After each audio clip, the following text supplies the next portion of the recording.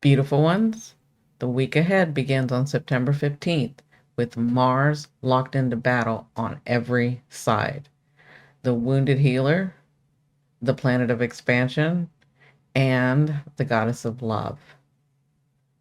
These are sparks, and we all know sparks can start fires. Globally, we see them. Personally, we feel them. The question is, will we burn or will we transform? Welcome back, beautiful ones. I'm Cindi, astrologer, mystic, and your guide through the stars. And this is our deep dive, where every Monday we take one powerful transit and go beneath the surface. Now, don't worry, you don't need to know astrology to understand this. I'll walk you step by step through what's happening, what it means for the world, what it means for you, and most importantly, how to work with it for your growth, your health, and your soul's path. This week, Mars is making three major moves. It's opposing Chiron right here, it's squaring Jupiter right here, and it's sextiling Venus. These sparks are flying everywhere, and they're building towards something even bigger because next week Mars enters Scorpio and collides with Pluto retrograde in Aquarius. That, my beautiful ones, is a turning point. But today we're going to focus on the sparks that light the fuse. And here's where it gets real.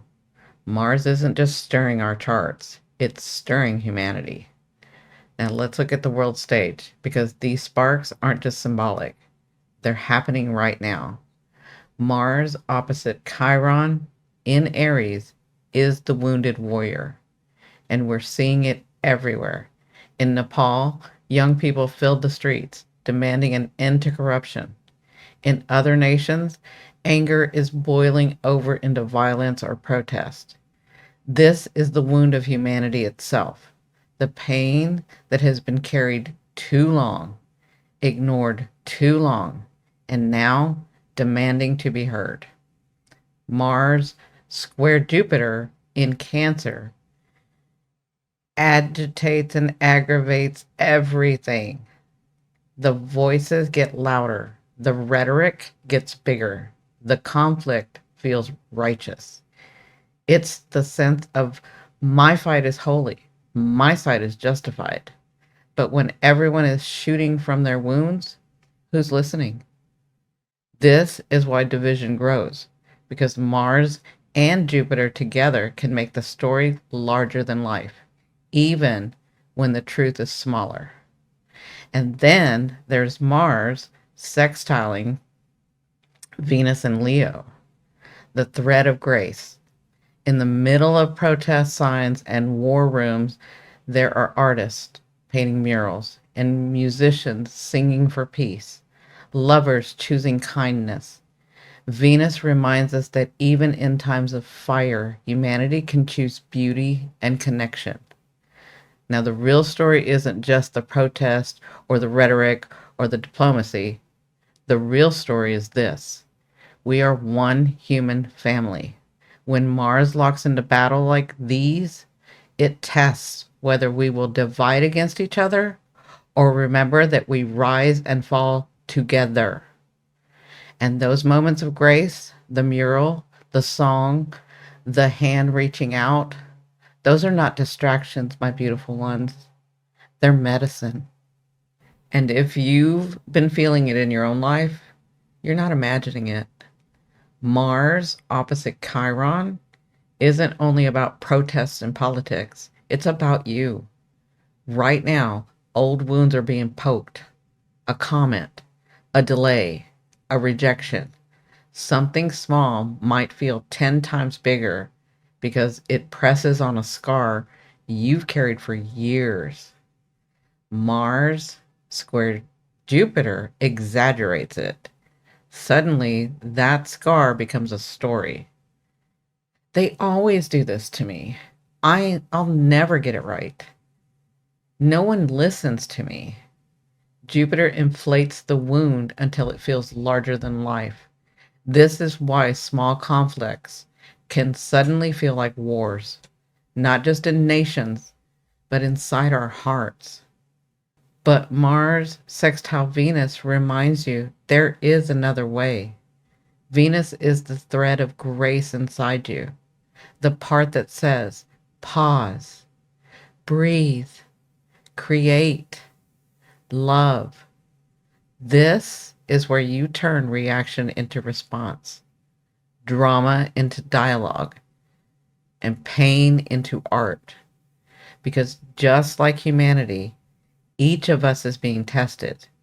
Will we keep dividing against ourselves, body against mind, wound against soul, or will we remember we are whole? And the moments when you choose beauty, kindness, and connection, even when your wound is screaming at you, those are not distractions. Beautiful ones, those are also medicine. And here's what makes this different. I won't just tell you what the stars mean. I'll show you how to live them. This is what makes me different than others. I don't only interpret the stars, I help you move through them and live them. Because astrology to me isn't just information, it's transformation. So here's how you can work with these sparks in your own life this week. I'm going to give you some tools. You can choose one or all. It is up to you. Okay? I can only guide you. You have to do the work. You have to make the choice to do the work and put the energy in. Okay? So let's start with the journaling. I want you to find a space that you feel very comfortable in. Maybe it's your bedroom, maybe it's a desk, maybe it's the corner where you read books. And I want you to sit down with a journal or a piece of paper, and I want you to ask yourself, what wound am I defending right now? What's real and what am I exaggerating? This helps you separate truth from story. Okay? Now that's the first one. The second one, let's do a grounding practice. Okay? So if you feel yourself overreacting, I want you to pause. And then I want you to take 3 deep breaths. Okay? A count of 4. So inhale 4, exhale 4. Okay? Put your feet on earth. So put your feet on the ground, go outside on the lawn, move your body. Don't let Mars square Jupiter trick you into inflating the drama. Okay? You got to move that energy through your body. All right? And this touching Mother Earth will help you ground yourself. This has already been proven with studies through science. Now, you can do a tapping. This is to regulate your nervous system. So if your nervous system feels on fire this next couple of weeks, try this quick round of tapping. I want you to gently on the outside of your arms, almost like you're giving yourself a hug. I want you to tap left to right in a slower rhythm, okay? And as you're tapping, I want you to say, even though I feel triggered, I choose to stay grounded. Okay? Even though I feel triggered, I choose to stay grounded. Then I want you to move to your collarbone and tap gently while saying, even though my emotions feel big, I allow my body to feel safe. Okay? And then I want you to tap under your eyes and tap gently. Even though sparks are flying, I can stay calm and centered.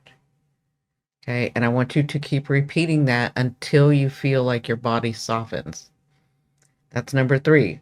And then number 4 is redirect the fire into beauty. So when you see yourself being triggered, or even if you're by yourself and you just don't even know why you're agitated, I want you to sing and paint or write or create, or simply choose love in one conversation where you would normally fight.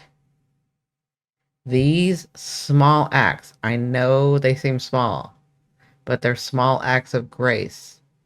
And these small acts of grace are how you turn sparks into healing. Because remember, sparks can start fires, but they can also start revolutions of the soul. And remember, the choice is always yours.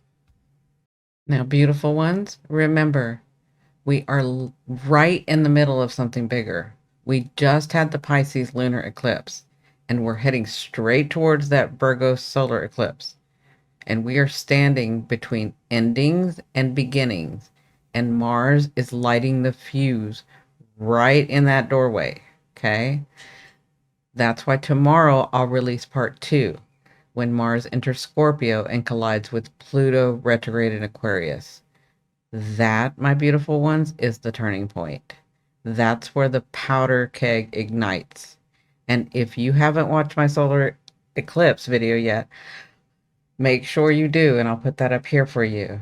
Because what's unfolding this week with Mars is woven right into that eclipse story. Also, I want to thank everybody who has hyped my videos. I really, really appreciate you thinking so much of my channel and my work.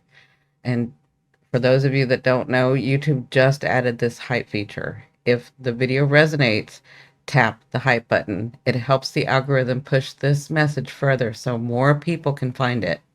And it also helps our community keep growing. This is only the beginning, beautiful ones. We are being asked to end what no longer serves and step in to what's waiting. We've got beautiful things waiting, but it depends on our choices right now. Sparks are flying, but you get to choose how they shape you.